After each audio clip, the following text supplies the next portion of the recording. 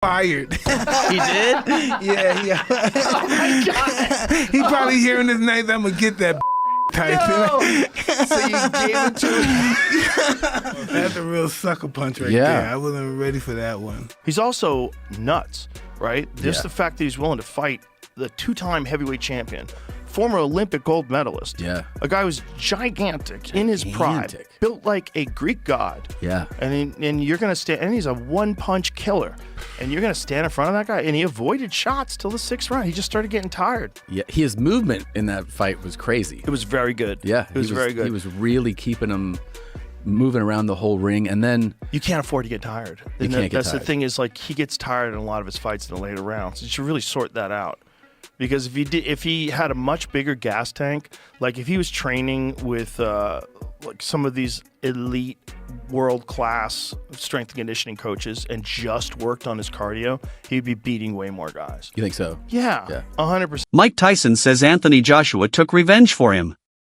And when Iron Mike speaks like that, you know it's coming from a real place, not just post-fight talk. Working, you're gonna do this. You're gonna be a ferocious animal. You're gonna fight, punch both hands to the body. You'll use your jab. You're gonna do this in ferocious fashion. I don't know if enough has been made of the fact that, I mean, it was absolutely devastating. But the fact that he had awareness immediately to go like he looked at the crowd he's like, oh shit, like wow. He goes, It "I got wasn't like, cracked." yeah. I think he went into that fight knowing that was probably going to happen, yeah. and ultimately, the big win for him would be that he was even willing to do it, and that he could do well for a little bit. Yeah. And then eventually just deal with the fact that Anthony Joshua is going to connect with a bomb. Yeah. And breaks his jaw in 2 places. Tyson watched Anthony Joshua drop Jake Paul and basically said, "Yeah, that one was for me." No long speech. No extra details. Just that calm heavyweight energy that says, "I saw it. I felt it. I approve." Here at the after party, I have to be honest, the vibes are way more chill than I thought. He's doing great. How are you feeling? Never been better. Yeah, he's absolutely crushing it. Bring out the vodka. Yeah, we're doing great in here. A double break in his lower jaw. Oh, you can show. Look, Here, look. Science. So science is right there and there. The way I see it, well, you'll be back in a couple weeks getting ready to fight Canelo. Canelo in 2 weeks. Yeah. So Canelo, get ready. We're coming for you. And honestly, it makes sense.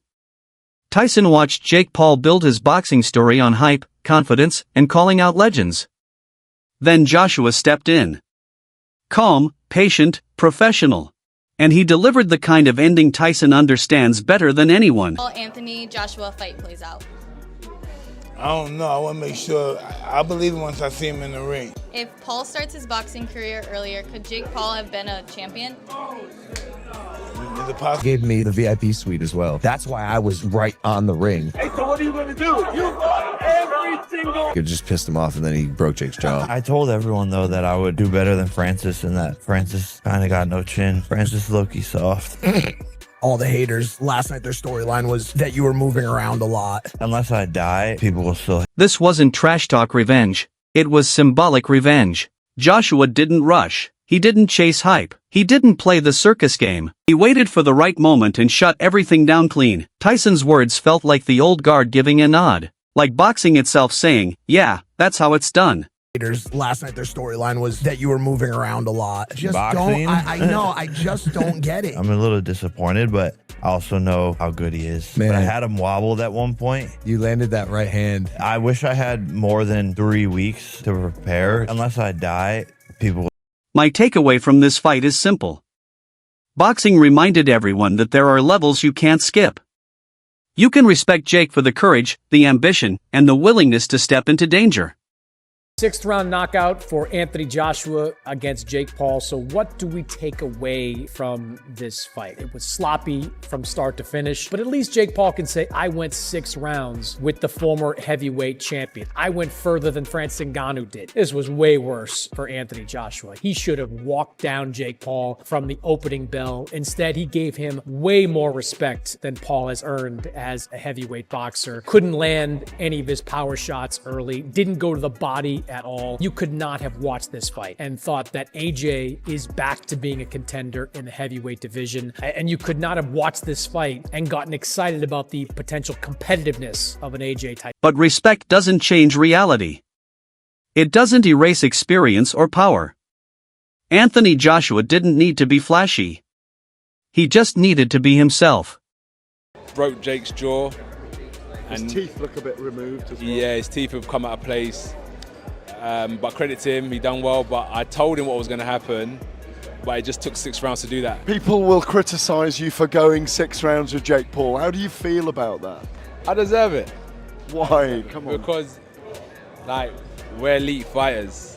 Like, so I put myself in the shoes of a coach. If I was coaching Anthony Joshua and he went 6 rounds with Jake Paul, I would get him back in the gym tomorrow, give him a bit of a beating, and we're getting straight back to work, because I'll be like, how are you letting this kid take you 6 rounds? Are you crazy? In boxing, there's a time when you systematically break someone down and you see their soul leaving their body. And after a period of time, 2 things start to happen to them. Either they give up or they get knocked.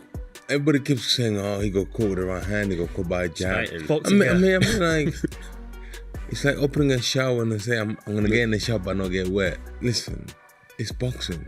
The guy got hit, he knocked him out. But people wondering, why is Jake Paul hitting him? Yeah, he's a gold medalist and he's a 2-time heavyweight champion. It happens, you know, it's a boxing fight. So when I see people say, oh, he got hit by a right hand, oh, I think he's hurt, but Jake Paul didn't have the power to hurt him at all. Nothing. He didn't even bruise him. You know, like this was like a sparring session. Literally. I think he's had more harder sparring sessions. Way more harder sparring sessions. Yeah, you know, this was a sparring